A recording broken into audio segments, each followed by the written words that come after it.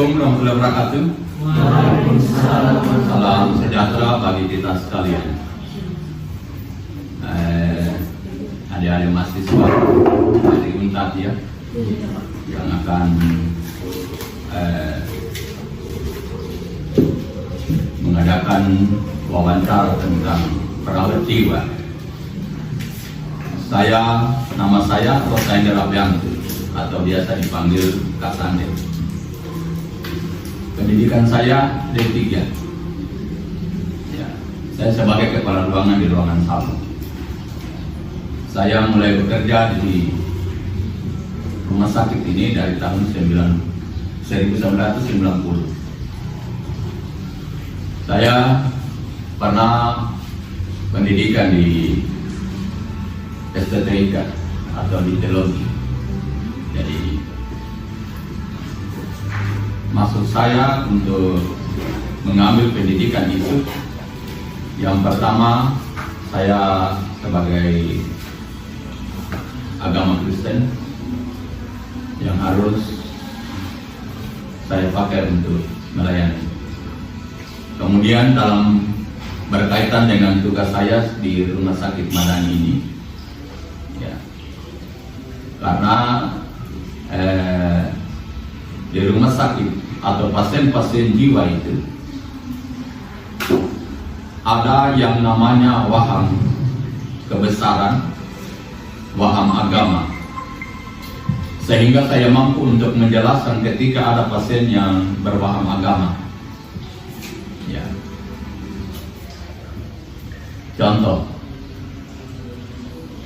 pasien itu mengatakan bahwa dia utusan dari Tuhan atau utusan dari Allah.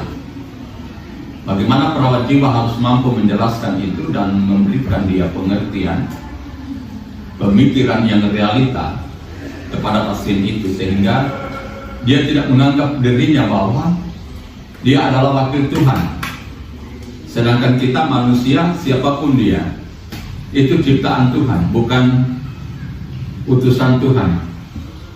Ya, paham tidak bisa dibantah. Ketika kita membantah paham, itu pasien pasti akan tambah gelisah dan akan marah. Jadi sebelum saya di sini, saya pendidikan di Makassar, SPKSJ, Sekolah Perawat Spesialis Jiwa dulu selama 1 tahun. Ya, baru bisa dipekerjakan di sini. Jadi dari SPK kita harus diberikan lagi untuk pendidikan khusus jiwa, karena memang pendidikan atau perawatan jiwa itu khusus. Ada 3 lingkungan yang mempengaruhi jiwa ini. Yang pertama, lingkungan keluarga, lingkungan masyarakat, dan lingkungan kita bekerja. Yang membedakan kita adalah karakter. Ya. Ada punya karakter agak keras, yang lemah lembut, ya. Jadi komunikasinya juga tidak sama. Tapi saya berbicara kepada teman-teman sekalian, nada suara saya seperti ini karena kita banyak. Ya. Kalau saya berbicara hanya 1 orang, mungkin nada suara saya tidak akan seperti begini. Itu jiwa. Ya. Ya. Oleh karena itu selalu berpikir yang positif. Ya. Hidup itu hanya 1 kali. Nikmati kehidupan itu. Ya. Kemudian buat hati senang. Membuat hati senang adalah salah satu prinsip, adalah selalu berpikir positif terhadap diri sendiri dan juga terhadap orang lain. Terima kasih Pak atas sambutannya yang memberikan luar biasa itu. Jadi ada pemberian motivasi kepada kami terkait kejiwaan. Mungkin langsung saja Pak. Ada di sini kami ada beberapa pertanyaan, tapi mungkin nanti akan teman-teman kembangkan lagi atau info begitu. Jadi kalau pertanyaan pertama itu terkait, kan Bapak di sini sudah berapa tahun di sini Pak? dari sini hampir 20 lebih ya. 30 tahun Iya. Bapak di sini. Jadi selama Bapak di sini dari tahun 90-an itu permasalahan apa saja yang sering Bapak alami? Ini terkait pribadinya Bapak. Iya. Bapak alami selama bekerja di sini. Terima kasih. Selama saya bertugas di Rumah Sakit Madani, yang saya alami di rumah sakit ini, yaitu yang pertama dalam hal penanganan pasien, khususnya pasien-pasien yang gaduh gelisah. Kemudian untuk pribadi saya dulu paling berani menangani pasien jiwa. Saya selalu berprinsip saya harus menolong pasien itu. Ya. Saya ingin supaya pasien itu dia masuk di rumah sakit ini tidak sama dengan dia pulang. Ya, dia harus ada perubahan dan dia harus tenang dan dia harus istilahnya sembuh, dalam tanda kutip sembuhnya. Ya, saya pernah katakan kepada mahasiswa yang praktek bahwa kalau dulu saya dalam hal menangani pasien itu, kalau bukan pasien yang pijak, saya yang pijak. Nah, karena terlalu berani. Tapi itu saya berpikir itu berani bodoh. Ya. Padahal ada komunikasi yang harus dibangun sehingga tidak terjadi seperti itu. Ya. Oleh karena itu saya selalu pentingkan sekali dalam penanganan pasien jiwa itu adalah komunikasi. Sebenarnya pasien itu dia akan pergi menemui seseorang yang bisa menjadi tempat curhatnya di sana. Tetapi ketika dia tidak menemukan, dia akan pasti bunuh diri. Bunuh diri dia di situ karena dia tahu bahwa di situ banyak orang. Ketika mayatnya nanti ada yang urus. Ya. Dan Pak, di sini kita pernah tidak Pak merasakan bahwa kita stres selama bekerja di sini karena adanya pengaruh dari para pasien atau Ya. pasien yang kan terus mengamuk. Sebagai manusia, ya saya pikir juga, tapi tidak terlalu berat, ya, karena kita punya ilmu. Ya, saya mau bilang, ya stres itu sedikit, karena kita punya ilmu tentang penanganan pasien jiwa. Ya, saya selalu katakan, yang tidak bisa ditangkis di sini, ketika kita diludahi dan juga disiram. Ya, dan sudah pernah disiram, pernah diludahi, ya, dalam hal penanganan pasien. Jadi kita sedikit, ya, was-was, stres, ya, bagaimana ini, ya, orangnya lagi besar sekali, ya, oke. Kemudian Pak, itu selain Bapak dari merasakan stres yang misal dari perilaku orang yang sensitif ini, Bapak apa yang lagi Bapak rasakan selain daripada itu? Dari kepribadiannya Bapak, mungkin Bapak yang merasa bahwa ini sangat mengganggu daripada psikis saya, atau seperti apa Pak? Ya. Saya pikir kalau kita mau melaksanakan tanggung jawab kita, kalau perasaan-perasaan itu sangat kecil bahwa ini akan mengganggu saya, ya. Yang jelas sebagai perawat jiwa itu berpikir bagaimana supaya pasien itu bisa ditangani.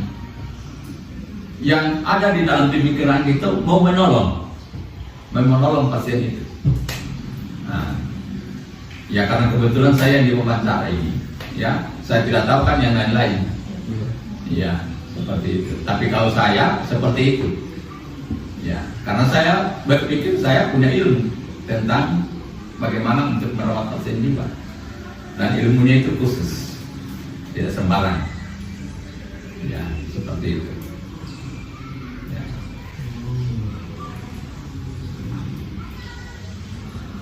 Jadi sangat kurang. Silakan bertanya. Kalau untuk pasien yang akut Pak, bagaimana penanganannya Bapak berikan untuk mereka? Ya, dalam penanganan pasien yang akut atau gangguan gelisah, saya mau jelaskan dulu. Pasien jiwa itu fisiknya kuat, ya, pasien jiwa itu fisiknya kuat. Pasien jiwa itu tidak ada yang istilahnya mau meninggal atau mau mati, kecuali yang saya bilang tadi, ketika dia bunuh diri. Ya, mereka sehat. Ya, misalnya dia kurang makan di rumah atau panas dari rumah, dia dianggur sana. Nah, dianggur itu diinfus di apa segala macam.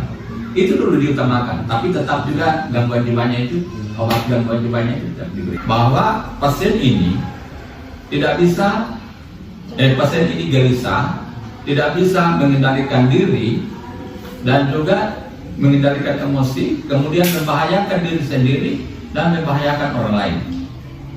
Ya, seperti itu. Jadi begitu komunikasinya terhadap keluarga. Oleh karena itu, kami sementara untuk mengikatnya dulu di tempat tidur, supaya dia tidak membahayakan orang lain dan membahayakan dirinya sendiri. Kalau pasien jatuh, ya bisa juga akan membahayakan dirinya sendiri. Ya. Saya penasaran tadi apa terkait dari Bapak bilang harus mendapat persetujuan dari orang tua, keluarga begitu. Kalau ada keluarga pada saat itu diberitahu. Jadi bagaimana kalau kan misalnya ada mama pasien ini itu melakukan pemberontakan atau kandungan bagaimana, terus ada dari pihak rumah sakit itu menyarankan untuk diikat dan yang lain, tapi kalau dari pihak keluarga tidak menyetujui hal itu, bagaimana Bapak menyikapi hal itu? Ya, ada, mereka harus tanda tangan penolakan tindakan. Ya, baik pemberian suntikan atau apa, ada belangkonya. Ya, untuk penolakan tindakan. Sama dengan seperti di umum. Nah, jadi seperti itu. Jadi diberitahu seperti itu. Jadi kenapa dulu ketika tidak penolakan tindakan itu setuju ditanyakan oleh pihak keluarga, lantas si pasien masih mengamuk, apa selanjutnya yang dilakukan oleh para perawat di sini? Suruh keluarganya jaga. Dikembalikan ke keluarga. Iya, karena kan dia menolak. Jadi tidak boleh kita mempertahankan kita punya apa prinsip, ya, kasih biar keluarganya yang jaga. Kalau begitu Pak, Ibu, ya dijaga saja keluarganya. Ya. Apa sejauh ini masyarakat masih bisa ini?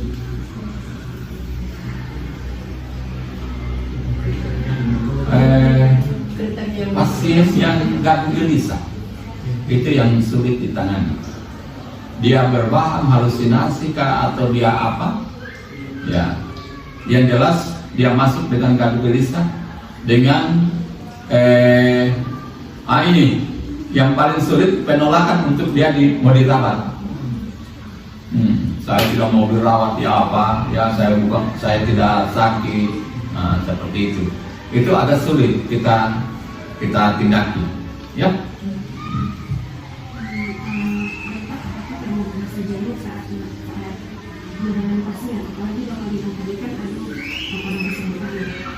Ya, kalau jenuh tidak, karena saya menikmati pekerjaan saya. Saya sendiri, ya, saya menikmati pekerjaan saya, dan saya merasa bahwa itulah tugas saya. Oleh karena itu, saya tidak merasa jenuh dalam hal melaksanakan tugas.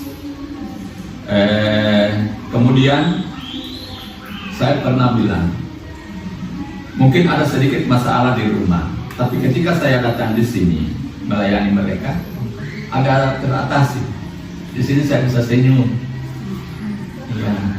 Saya bisa bicara-bicara dengan pasien, kemudian saya tertawa dengan pasien, senyum, ya, seperti itu. Jadi saya menikmati.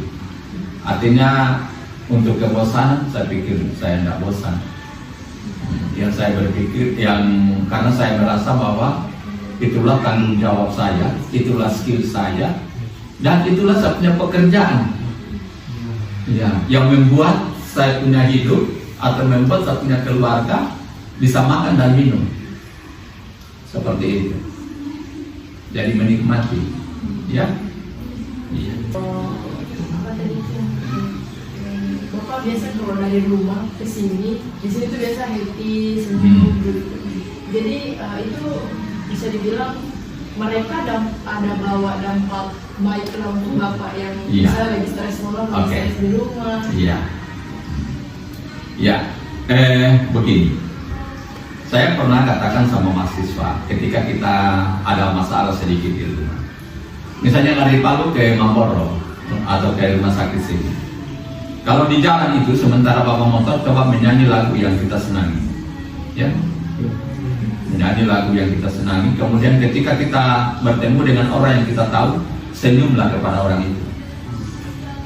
Ya, coba kita bayangkan kalau orang yang tidak pernah senyum satu hari, bagaimana mukanya pada sore hari. Ya, mengkerut itu dia punya muka pasti. Ya, seperti itu.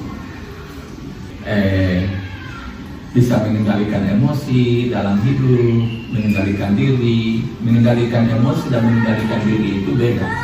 Mengendalikan emosi yaitu marah, misalnya. Kemudian kalau mengendalikan diri itu adalah keinginan-keinginan, misalnya ingin mau pulang, ingin mau punya motor, ingin apa. Nah, kalau misalnya belum kita bisa capai, jangan dulu kita paksakan diri. Itu yang saya bilang, kendalikan diri. Nah, pengendalian diri harus ada di situ. Coba kalau orang-orang yang tidak bisa mengendalikan diri, ya pasti dia sudah teriak-teriak. Karena ya emosi juga, karena dia tidak terpenuhi apa yang dia butuhkan pada saat itu. Ya. Kan di sini pasien lagi gelisah. Jadi misalnya mereka lagi berada di puncak-puncaknya lagi gelisah, mereka apakah ada dampak di lingkungan mereka kayak di bagian sel sana ada kerusakan yang mereka buat? Biasa membanting ranjang, ya jendela-jendela itu nanti kita bisa jalan-jalan, nanti kita lihat itu jendela-jendela seperti ada yang beres. Nah di situ yang papan-papan ya, ada yang masih harus diingkai, ada yang memang tidak ada sama sekali. Ya padahal itu semua ada jendelanya supaya kita mereka kalau tidur malam jangan sampai dingin sebenarnya tujuannya, tapi mereka rusak. Ya, kemudian untuk lingkungan pasti ada pengaruhnya, mengganggu yang lain. Yang tadinya mungkin dia sudah mulai bagus-bagus karena ada itu, karena ada itu, akhirnya dia gelisah juga. Ya, seperti itu. Oke. Kalau dari kayak misalnya di dalam satu tahanan tadi itu mereka kan ada bukan hanya sendiri ya, ada beberapa orang. Kira-kira pernah terjadi pertentangan di antara mereka? Pernah. Ya. Kita bisa bayangkan yang satu lain maunya lain, yang saat yang lain dia punya jawaban ya. Ada yang bicara begini, saat yang akhirnya mereka tidak baku paham, akhirnya mereka berkelahi. Ya, biasanya juga mereka berkelahi ketika gara-gara rokok. Ini jiwa ini susah mau dilarang untuk merokok. Ya, misalnya satu dapat rokok, satu tidak dikasih, atau dia mungkin rampas rokoknya temannya, akhirnya mereka sampai berkelahi. Ya, seperti itu. Kemudian Pak, kan Bapak di sini sudah lama bekerja di sini. Iya. Dan apakah Bapak pernah mendapatkan support entah itu dari keluarga atau dari keluarga pasien atau dari teman-teman sekitar? Banyak. Ya. Ketika pasien biasanya akan pulang, ya, misalnya pulang dari sini, dijemput oleh keluarganya. Saya harus memberikan edukasi, ya, kepada keluarga itu, bagaimana dia penerimaannya terhadap pasien, dan juga bagaimana dia harus merawat dia pasien di rumah, ya, seperti itu. Dan mereka, ya, selalu mengucapkan terima kasih Pak Menteri sudah memberikan nasihat atau sudah memberikan motivasi. Ya, Oh, jadi kebanyakan dia dalam bentuk lisan, Pak. ya, kebanyakan tulisan. Apakah fasilitas yang ada di sini ada batasan waktunya? Ya. Akan dikembalikan ke- Bagus sekali. Pasien jiwa tidak bisa ditentukan kapan dia sembuh. Saya bilang tadi unik, ya. Ini harus dia ketawa besok dia marah-marah, besok lagi dia menyanyi, ya. Ya. Jadi tidak bisa ditentukan untuk khusus pasien jiwa. Tapi kalau luka operasi, saya bisa tentukan bahwa 5 hari saya buka jahitannya. Tapi jiwa tidak bisa menyangkut hati, pikiran, perasaan. Ya. Sehingga saya bilang tadi yang membedakan kita pada saat ini adalah karakter. Tidak sama. Sorry Pak, misalnya begini kan, nanti rumah sakit ini kan tidak selamanya pasien di sini. Dari Bapak, bagaimana jika ada keluarga pasien yang tidak mau ambil pasiennya di dalam di sini? Pak? Iya, oke. Bagus juga ini pertanyaannya karena ini ruangan gadu gelisah. Beberapa hari kemudian ketika pasien itu sudah punya kriteria untuk dipindahkan di ruangan tenang, dan ruangan tenang itu adalah ruangan yang dipersiapkan pasien itu untuk pulang atau dijemput oleh keluarganya.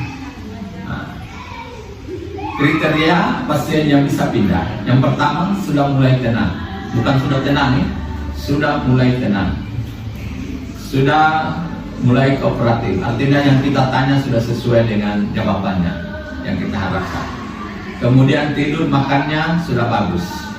Jadi itulah pasien yang bisa kita pindahkan dari ruangan ini. Dan di sini Pak kan pasti banyak di sini berbagai permasalahan juga di sini. Nah di sini Bapak dari semua permasalahan itu apa solusi Bapak dalam menangani hal itu? Iya. Permasalahan di pihak mana ini? Di pasien atau di perawat? Di pasien. Di pasien. Iya. Oke. Dia harus minum obat selama 2 tahun.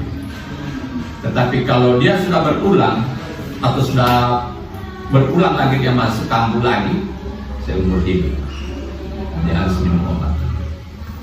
Ya.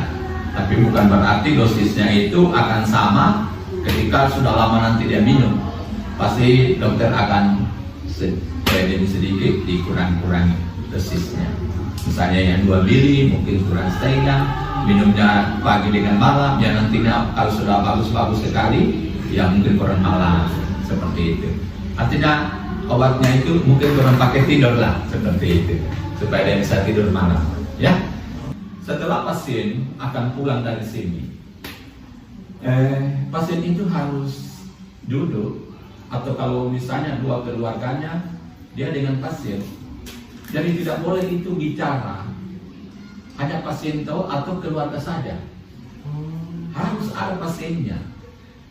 Membuktikan bahwa apa yang saya bicarakan itu semua keuntungan daripada pasien. Yang biasa saya berbicara dari pasien dulu.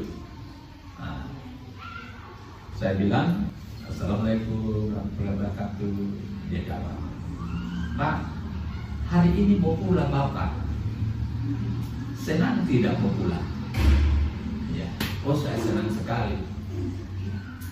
Kira-kira nanti Bapak kalau mau pulang, mau kerja apa di sana? Ya, seperti itu. Ya, oh saya mau kerja di kebun atau di sawah. Saya ingin membantu satunya orang tua. Orang tua saya ini sudah tua. Oh ya, itu bagus. Memberikan pujian boleh, tetapi menjanji pasien tidak boleh. Ya, edukasi yang saya berikan seperti itu. Kemudian kalau di rumah nanti bapak atau ibu, tolong obatnya ini diminum, ya. Karena kalau tidak diminum, itu bapak atau ibu pasti kambuh lagi, ya. Berikanlah contoh atau keyakinannya supaya dia yakin bahwa Bapak datang di sini minum obat ini, sehingga Bapak sampai saat ini atau sekarang ini mau pulang hanya karena minum obat ini. Ya, jadi kita yakini dia. Jadi supaya dia ada motivasi, betul ini, berarti saya harus minum obat. Kalau saya tidak minum obat nanti saya pasti kambuh. Kalau ibu atau bapak atau siapapun dalam rumah itu, sehingga saya biasa tanya, ibu tinggal di rumah itu berapa orang? Karena saya akan berpikir bahwa semua ada yang di rumah itu harus tahu ini bahwa dia ini sakit, bahwa dia ini baru keluar dari rumah sakit, dan diperlakukan dengan baik. Bukan diperlakukan misalnya kalau dia di rumah kita takut semua, oh, ini dari rumah sakit ini bahaya ini. Tidak boleh begitu. Jadi kita hargai dia, malah kita buat dia seakan-akan tidak terjadi apa-apa, seperti itu. Ya, kalau bicara dengan pasien ini, tolong bicara jangan sampai menyinggung perasaannya. Nah, inilah komunikasi. Itu yang berat di keluarga. Ya. Karena terjadi kebablasan antara pasien. Apa itu? Kalau untuk perawatnya Pak. Kalau apa? Perawatnya. Jadi kalau apakah pernah kayak Pasien yang kabur, iya, kabur masuk dari misalnya. Iya, hanya pernah. Dia bapak anda bocor plafon. Dia panjang. Jadi dia membongkar plafon. Di ruangan-ruangan tenang juga ada beberapa itu yang plafonnya itu dia bongkar. Jadi apalagi pasien-pasien yang akibat narkoba. Pak, kembali lagi ke pembahasan pasien Bapak. Selama Bapak bekerja di sini, menurut Bapak apa yang sebenarnya dibutuhkan oleh pasien? Seperti dukungan atau support seperti apa yang sebenarnya pasien butuhkan? Ya, penerimaan dirinya pertama, kemudian keluarga. Ya, mereka sebenarnya butuh untuk yang pertama itu tempat curhat mereka. Yang saya sudah buka tadi tentang bagaimana sampai dia meninggal di mall. Ya, dia pergi di mall itu sebenarnya untuk tempat mencari teman, untuk tempat curhat. Ya, mereka butuh itu keterbukaan, baik terhadap penerimaan dirinya sendiri dan juga penerimaan terhadap keluarga kepada dirinya itu, kepada pasiennya, dirinya kepada pasiennya itu. Sebenarnya mereka butuh itu, ya, seperti itu. Jadi sebenarnya mereka butuhkan adalah penerimaan baik dirinya sendiri maupun terhadap keluarganya yang mereka butuhkan. Ya, kalau saya melihat. Ya. Terima kasih Pak. Ini pertanyaan berikut dari kami Pak. Nah, pesan dari Bapak sebagai orang yang hampir 30 tahun menangani orang di sini, pesan dari Bapak untuk kami yang di luar sana, yang kan bisa dibilang orang-orang seperti di sini masih banyak biasa keluyuran begitu kan, tempat. Jadi dia belum ditempatkan di sini, tapi masih kayak orang-orang ini realitanya saja. Itu banyak kayak kami sendiri bisa lari untuk melihat orang itu lari, ada dikatakan dia sedang tanda kutip mengejek bahkan. Nah, pesan dari Bapak untuk teman-teman di luar sana ketika dihadapkan pada situasi seperti itu. Oke. Yang pertama, teman-teman sekalian, sekiranya bisa bantulah mereka. Bagaimana membantu mereka? Ketika mendapat pasien yang gelandangan, cari tahu alamatnya, cari tahu keluarganya. Kira-kira masalahnya sampai tidak dibawa di rumah sakit itu kira-kira apa? Biasanya karena tidak ada BPJS-nya. Ya, kalau bisa teman-teman usahakan bantu dia. Saya selalu bilang, selama kita masih bisa bantu orang, ya. Itu yang saya bilang tadi. Jangan berpikir bahwa berapa saya mau dapat sama orang itu. Ya. Harus punya kerelaan. Yang saya selalu bilang bahwa mari kita melayani dengan hati. Ya, bukan karena apa-apanya. Ya. Seperti itu. Ada lagi? Bisa bertanya? Sepertinya sudah cukup Pak. Ya, oke. Teman-teman sekalian, terima kasih kepada teman-teman yang sudah memberikan pertanyaan kepada saya. Hidup hanya satu kali, nikmati kehidupan. Kalau kita sudah mati, tidak ada lagi. Ya, oleh karena itu buat hati senang, ya, peduli dengan orang. Ya. Kemudian saya bilang supaya selalu berpikir yang positif, baik terhadap diri sendiri maupun terhadap orang lain, sehingga kita merasa bahwa dimanapun kita berada di lingkungan manapun, bahwa orang-orang di sekitar kita itu semuanya baik. Jadi saya bilang tadi, yang paling berpengaruh itu gangguan jiwa itu terjadinya di lingkungan, yaitu keluarga, masyarakat, dan tempat kita bekerja.